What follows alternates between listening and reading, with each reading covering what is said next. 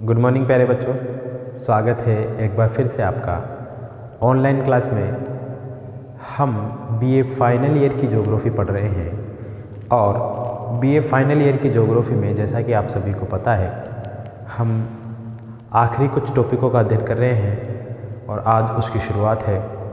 हमने पिछली कक्षा में नगरीकरण को समझा था, नगरीकरण की समस्याओं को देखा था हमने। आज की इस कक्षा में हम भारत में परिवहन का अध्ययन करेंगे। हमारा टॉपिक क्या होगा? भारत में परिवहन। तो भारत में परिवहन के अंतर्गत हम स्थल मार्गों का अध्ययन करेंगे, जल मार्गों का अध्ययन करेंगे और वायु मार्गों का अध्ययन करेंगे।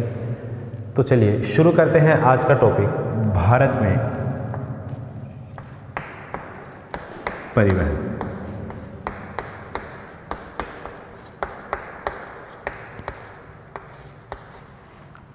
आप फाइनल ईयर के स्टूडेंट हैं। आप यहाँ से इस कक्षा को पार करने के बाद कोई भी कंपटीशन एग्ज़ाम देंगे, उनमें किसी न किसी एक जलमार्ग के बारे में, हाईवे के बारे में, नेशनल हाईवे, राष्ट्रीय राजमार्ग या फिर वायु मार्गों के बारे में कहीं ना कहीं पूछ लिया जाता है। कौन सा हवाई अड्डा कहाँ पर स्थित है, किस हवाई अड्डे को किस नाम से जाना जाता है, छत्रपति शिवाजी टर्मिनल कहाँ स्थित है, टर्मिनल क्या होता है, ये सारी चीज़ें आपको आने वाली कक्षाओं में आपको मिलेगी। ठीक है। तो आज हम स्थल मार्गों का अध्ययन करेंगे और स्थल मार्गों के अंतर्गत हम अध्ययन करेंगे सड़क मार्ग और रेल मार्ग, दो चीज़ों का। तो सबसे पहले हम सड़क मार्गों का अध्ययन कर लेंगे। ठीक है। तो भारत के स्थल मार्ग,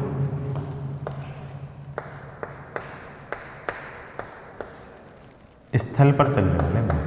अब देखिए, स्थल मार्ग के अंतर्गत हम सिर्फ और सिर्फ सड़क मार्गों को समझते हैं, लेकिन सड़क मार्गों के अलावा स्थल पर रेल मार्ग भी चलता है, पाइपलाइन द्वारा परिवहन भी होता है। ये सारी चीज़ें होती है स्थल मार्गों के द्वारा। ठीक है। तो इसमें हमको ये कन्फ्यूज़ नहीं होना कभी भी, सड़कें भी होती है, पाइपलाइन भी होती है और रेल मार्ग भी होती है। अब इससे पहले थोड़े से उदाहरणों के माध्यम से हम समझें कि देश की अर्थव्यवस्था में देश को चलाने के लिए किस तरीके से ये कार्य करती है। देखिए, अगर देश को चलाने के लिए उद्योगों को, देश में चलने वाले कारखानों को, कृषि को, खनन को, इन सभी को देश का शरीर मान लिया जावे, उद्योगों को हड्डियां मान ली जावे, तो क्या मानव का शरीर हड्डियां और केवल मांसपेशियों से ही चलता है? नहीं, मानव के शरीर को चलाने के लिए सबसे इम्पोर्टेंट है तो खून है, जो दौड़ता रहता है, चारों तरफ गश्त करता रहता है। इसी तरीके से इस पूरे देश को मानव रूपी मान लिया जावे, इंसान के रूप में मान लिया जावे, तो इस इंसान को, देश रूपी इंसान को चलाने के लिए सबसे इम्पोर्टेंट चीज़ जो है वो इधर से उधर दौड़ने वाले परिवहन के साधन है, परिवहन के मार्ग है, जो किसी भी देश की अर्थव्यवस्था को चलने देते हैं। जब ये परिवहन के मार्गों को रोक दिया जाता है तो आपको कुछ समय पहले के 5, 6, 7 महीने पहले के शायद वो दिन याद आ जाएंगे जिस समय पर परिवहन के मार्गों को रोक दिया गया था। क्या हालत हुई थी पूरी दुनिया की, आप सब उससे परिचित है। कोरोना वायरस जब भारत में दस्तक दिया था, उसके 2 या 3 महीने बाद जब मार्च से लॉकडाउन लगाया गया था भारत में जब लॉकडाउन लगाया गया था 21 मार्च के बाद से, तब आपने देखा होगा कि भारत में इन परिवहन के मार्गों को रोक देने की वजह से कितनी बेचैनी लोगों को हुई थी। लोग अपने घरों में कैद थे, बाहर निकलने के नहीं हैं। सड़क मार्ग खाली है, वायु मार्ग खाली है, जल मार्ग खाली है, रेल मार्ग सब खाली है। तो देश के लोगों की स्थिति मरने की हो गई थी, भूखमरी की हालत में बहुत से लोगों ने अपनी जान दी थी। आप शायद उससे परिचित होंगे कि कैसे कैसे हालात हमने देखे हैं जब सड़क मार्ग, रेल मार्ग या कह सकते हैं कि परिवहन के मार्गों को बंद कर दिया गया हो। लोग पैदल चल कर के आने के लिए मजबूर थे और जो मजबूर थे वो मजदूर थे। वही मजदूर पैदल चलते चलते कई अपनी आखिरी उम्मीद तक चलते रहे कि मैं घर पहुंचूंगा, मैं वापस आऊंगा, लेकिन वो खुदा को प्यारे हो गए। तो आप सभी सड़क मार्गों की, रेल मार्गों की, वायु मार्गों की महत्ता को इससे पहचान सकते हैं। इससे आप इनका अंदाज़ा लगा सकते हैं कि ये किसी देश की अर्थव्यवस्था में, किसी देश के विकसित होने में कितनी ज़्यादा महत्वता रखते हैं। अगर देश की बात की जाए तो भारत का भूगोल हम पढ़ रहे हैं, तो भारत के संदर्भ में देखेंगे, भारत में प्राचीन काल से सड़क मार्ग का उपयोग किया जा रहा है। आज से 5-6 हज़ार वर्ष पहले हम देखें, सिंधु घाटी सभ्यता, मोहनजोदड़ो सभ्यता, इन सभ्यताओं में सड़क मार्गों के प्रमाण मिले हैं और पक्की सड़क मार्गों के प्रमाण मिले हैं। वो पक्के सड़क मार्ग बना करके उन पर 2 पहिया रथों के माध्यम से चला करते थे। उसके बाद सम्राट अशोक का काल आया, पाटलिपुत्र के चंद्रगुप्त मौर्य का काल आया। इन्होंने भी अपने अपने राज्यों में सड़क मार्गों का निर्माण करवाया, किसी ने किसको जोड़ने के लिए तो किसी ने किसको जोड़ने के लिए।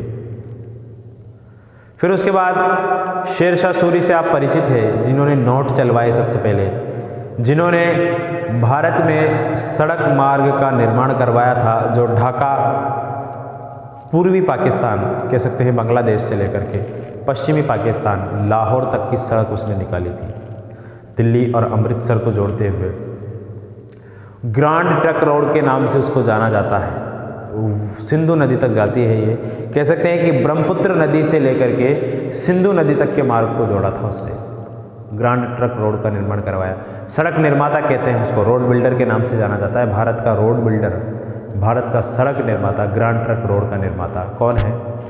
आपका शेरशाह सूरी। उसने जो मार्ग निकाला था, ये ढाका से लेकर के ये बिहार में चलता था, वाराणसी में आता था, फिर उसके बाद आगरा होते हुए, अमृतसर, दिल्ली वगैरह होते हुए पाकिस्तान तक पहुंचा। इसकी कई शाखाएं जाती थी, कई शाखाएं इसकी चित्तौड़गढ़ तक आती है, कई जोधपुर तक जाती है, कई शाखाएं इसकी जो है नागपुर तक जाती है। बहुत सारी शाखाएं इसकी निकाली गई है। तो बहुत बड़ा रोड है ये, और देश का राष्ट्रीय राजमार्ग नंबर 1 भी दिल्ली से अमृतसर वाले को ग्रांड ट्रक रोड का हिस्सा है। ठीक है। इसके बाद great Deccan road, western Deccan road, कई सारे रोड है जिनका निर्माण भी करवाया गया है। तो भारत में प्राचीन काल से ही सड़कों का निर्माण होता हुआ आ रहा है, लेकिन जो वास्तविक निर्माण हुआ था वो फिर अंग्रेजों ने किया जब उनको उनकी आवश्यकता महसूस हुई। लेकिन अंग्रेजों ने भी जब तक किया तब तक रेल मार्गों का निर्माण उन्होंने नहीं किया। 1870 में रेल मार्गों का निर्माण अंग्रेजों ने करना शुरू किया, धुआंधार तरीके से, बहुत तेज़ गति से। हालांकि भारत में पहली रेल तो पहले ही चल गई थी, मुंबई से ठाणे के बीच में, लेकिन 1870 के बाद इसमें तेज़ी आई। तो फिर उन्होंने उन सड़क मार्गों के निर्माण पर ध्यान नहीं दिया जो सड़क मार्ग ज़्यादा महत्वपूर्ण नहीं थे। जो महत्वपूर्ण थे उन्हीं के ऊपर उन्होंने ध्यान दिया, उन्हीं को बनवाना, उन्हीं की मरम्मत उन्होंने शुरू की। ग्रांड ट्रक रोड की भी उन्होंने मरम्मत करवाई, लेकिन फिर उन्होंने बाद में मरम्मत करवाना उनका उचित नहीं समझा। फिर 1900 से लेकर के भारत की आज़ादी तक सड़क मार्गों के निर्माण में शांति रही। इसलिए आपने कक्षा जब आपने भौतिक भूगोल पढ़ा होगा, फिजिकल ज्योग्राफी, तो आपने पढ़ा होगा डोलड्रम पेटी, शांत वायु क्षेत्र, 0 डिग्री अक्षांश होता है, उसके 5 डिग्री ऊपर 5 डिग्री नीचे जो पेटी होती है, डोलड्रम हवाएं कहते हैं उनको। यहाँ पर हवाएं शांत रहती हैं।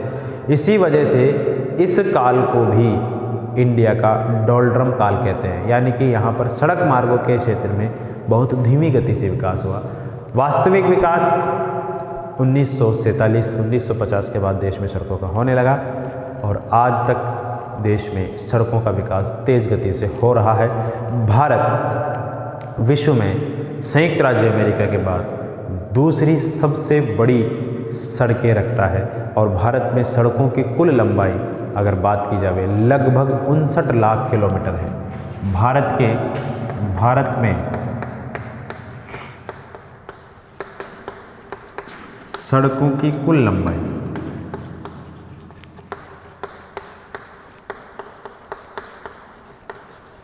लगभग 59 लाख किलोमीटर है, 58.98 लाख किलोमीटर। ठीक है, यहाँ पर आपको वर्ग किलोमीटर नहीं लिखना है, यहाँ पर आपको लाख किलोमीटर लिखना है, क्योंकि देश में जितने भी सड़कें हैं उन सड़कों की टोटल लंबाई है। ठीक है, लगभग 59 हो गया है। और भारत विश्व में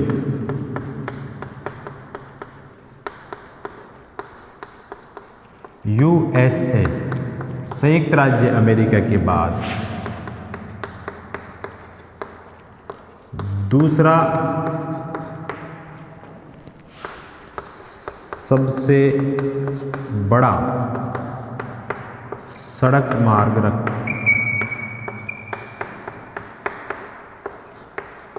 रखने वाला देश, दूसरा सबसे बड़ा है भारत। ठीक है, पहला कौन है? अमेरिका।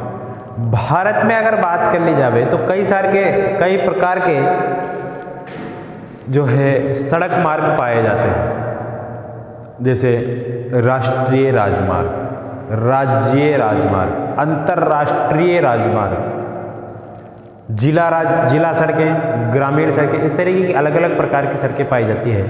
तो भारत में जो सड़कें पाई जाती है उनमें राष्ट्रीय राजमार्गों का प्रतिशत, इसका राष्ट्रीय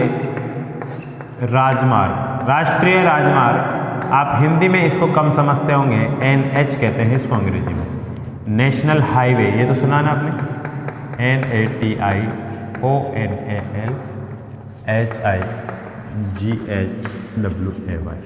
नेशनल हाईवे।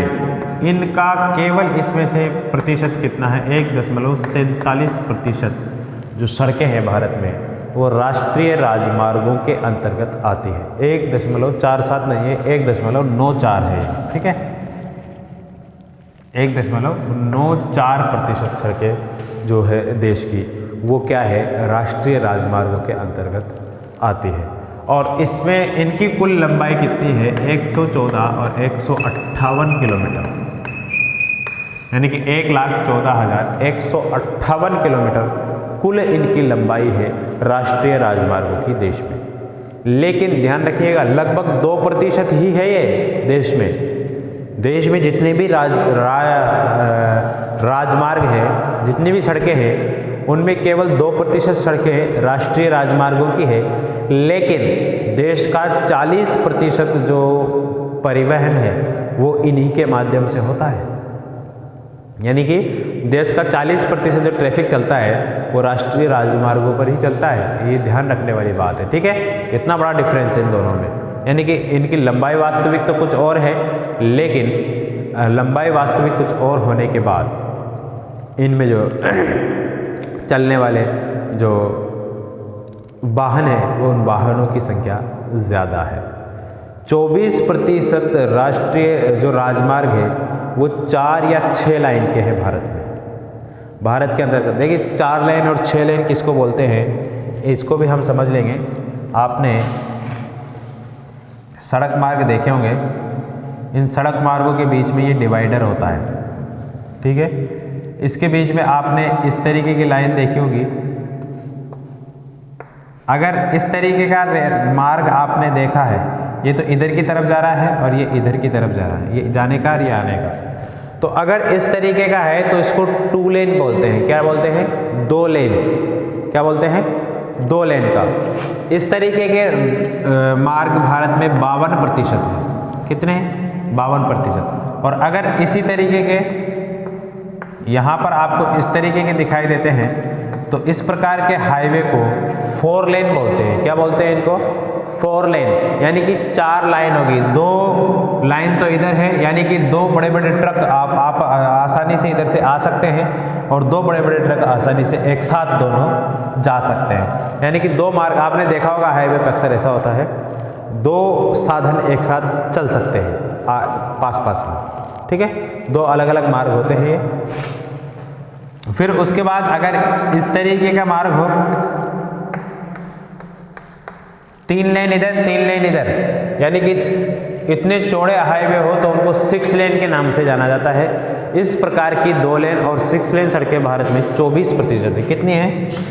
1 लेन यानी कि 2 लेन सड़कें तो कितनी है? 52%, और 24% सड़कें कैसी है?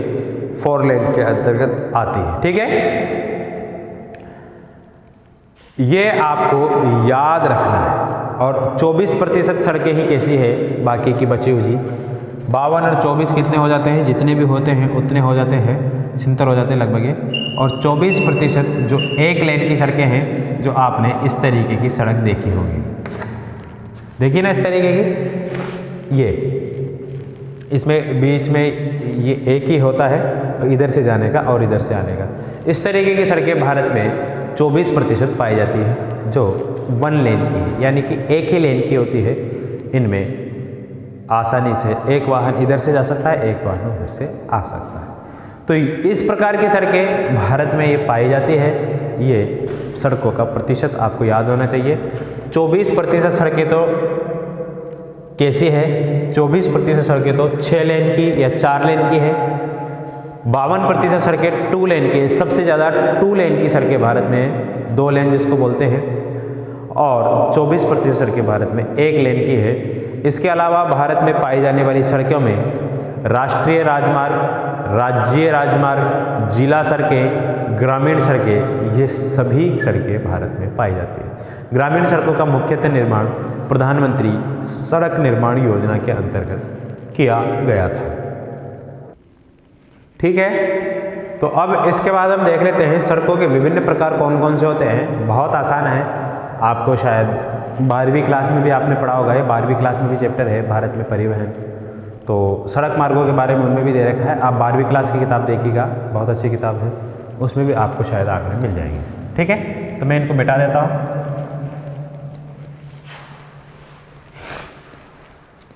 ये आंकड़े 1-2 लिख देना कि भारत में सड़कों की कुल लंबाई कितनी है। लगभग 58.98 लाख किलोमीटर है। ये आंकड़े आप लिख देना उसमें, ठीक है। अब देखिए, बात करते हैं हम अंतर्राष्ट्रीय राजमार्गों की।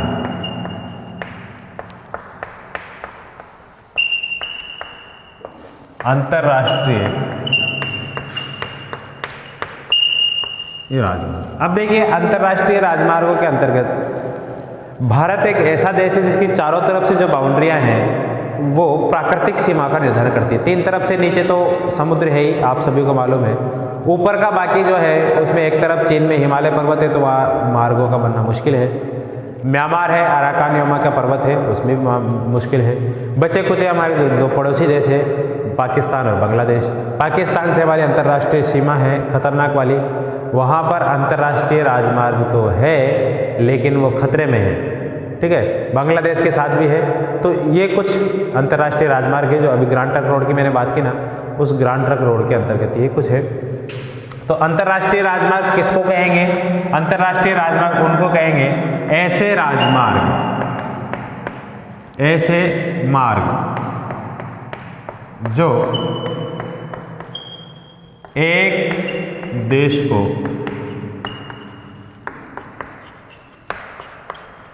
दूसरे देश से जोड़ते हैं।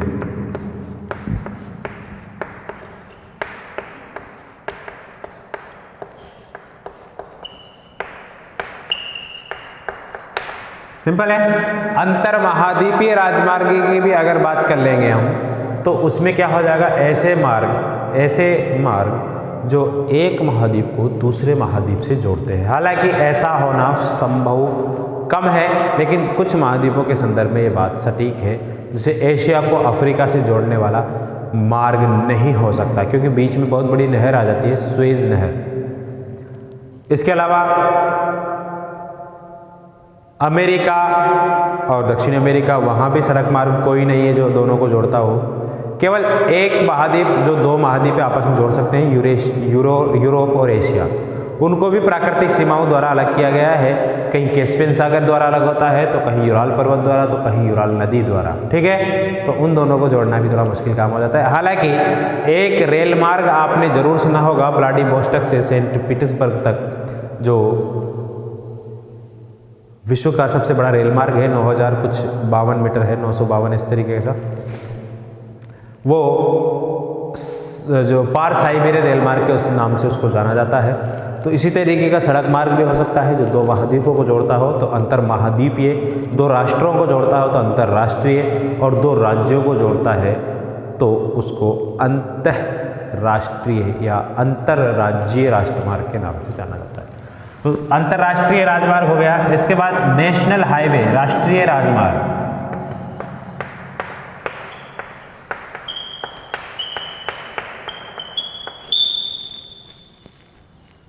राष्ट्रीय राजमार्ग NH, नेशनल हाईवे,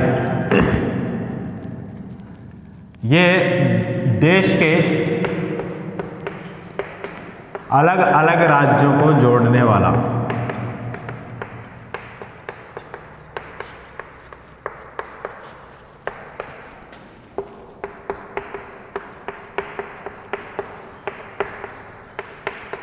या इनको अंतरराज्यीय राजमार्ग भी कह सकते हैं। राज्यीय राजमार्ग,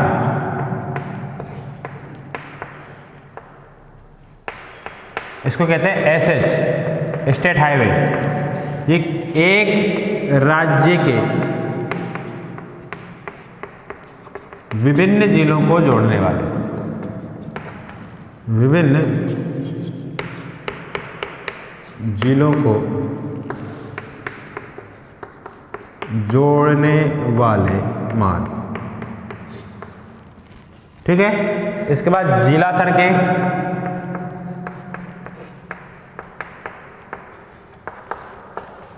जो जिले के अंदर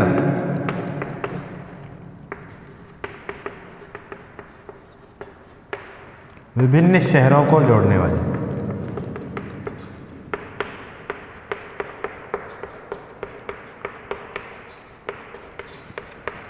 जोड़ने वाली सड़कें।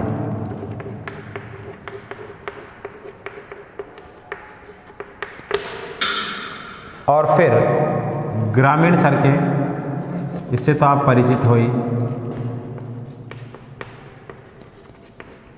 ग्रामीण सड़कें किसको बोलते हैं? छोटे बड़े गांवों को जोड़ने वाली।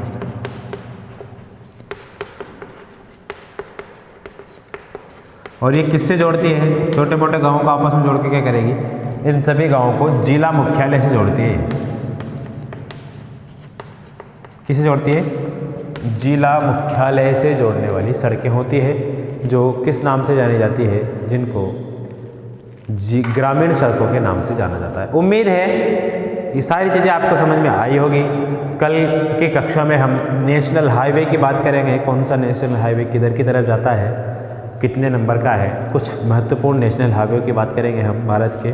साथ ही साथ स्वर्णिम चतुर्भुज योजना की बात करेंगे हम, उत्तर पश्चिम गलियारा, दक्षिण उत्तर गलियारा, उत्तर दक्षिण गलियारा, पश्चिम पूर्व गलियारा, इनकी बात करेंगे हम।